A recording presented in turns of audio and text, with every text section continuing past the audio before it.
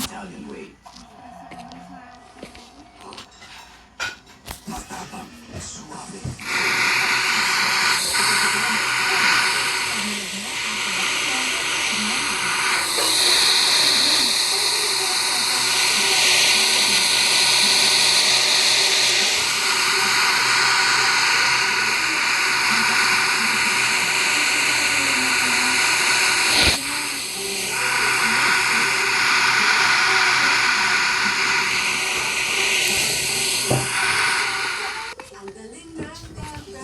Sometimes show symptoms persist for some time.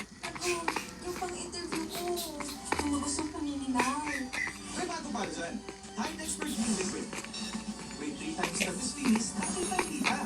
Ang puti. Congratulations. Dapat malinis. Dapat tight. Pasta time! Hot pasta, instant pasta ready in just 3 minutes. Okay, sauce, kasama na.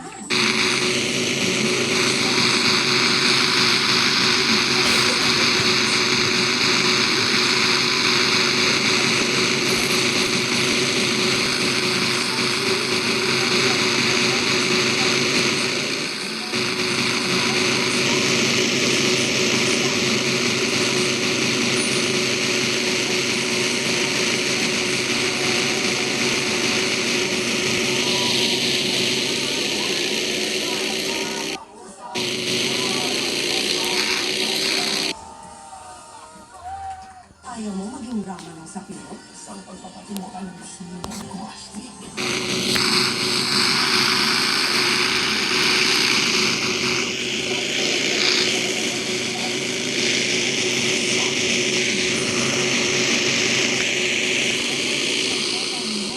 May pag-asa pa ba ako sa'yo kahit kasitin? Kalimutan na natin ito pag-uusap na to. Gusto ko na umuwi.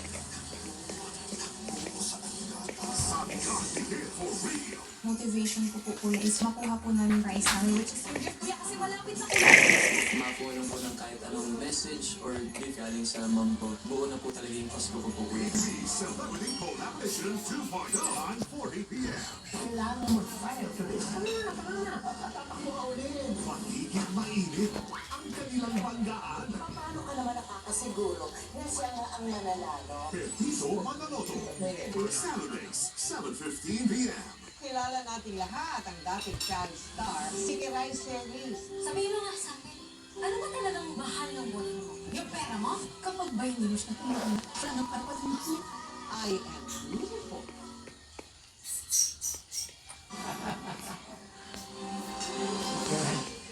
Sumiklap ang magkahiwalay na sunog sa Quezon City at Taguig sa Bisperas ng mismo araw ng Pasko. Dahil nga ang sa isang barangay sa Tondo, Maynila, na isa ilang kabataan kung saan-saan ang nagpapatok. Nakatutok si Shelby.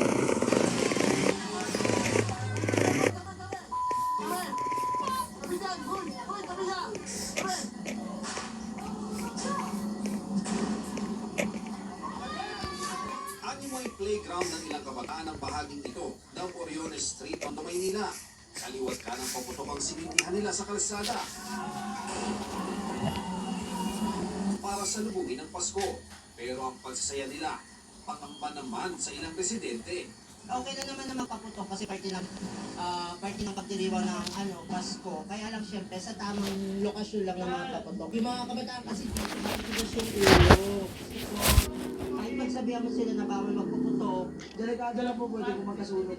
Kamakailan lang kasi, may sunog sa barangay 123 kung saan 80 ang nasunugan. Hindi naman daw nagkulang ang barangay sa pagsaway sa mga kabataan at nangipag-ugnay na sila sa pulisya. Ayon sa Manila Police District o MPD, hindi pwedeng magpaputok kung saan-saan lang base sa Executive Order No. 36 ng Maynila. Pinapayagan lang ang paputok at pyrotechnic devices sa mga community fireworks display na may kaukulang permit mula sa lokal ng pamahalaan. Nagpaalala naman si Manila Mayor Isko Moreno na iwasan ang pagpapaputok para masiguro ang kaligtasan ng publiko ngayong Pasko at Bagong Taon. Sa Quezon City, sumiklab ang sunog sa isang residential area sa barangay Santa Monica, Novaliches. Ayon sa Bureau of Fire Protection o BFP, umabot sa mga sunog na napula. Alas 9 ng umaga. Pasado hating gabi naman kanina nang sumiglam ang sunog na ito sa barangay Post Proper Southside, Taguig. Nasa 8 pamilya ang naapekto ng sunog na nooy sumasalubong pa naman sa Pasko.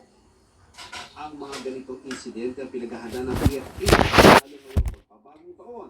Kaya simula December 23, naka-code red na sila.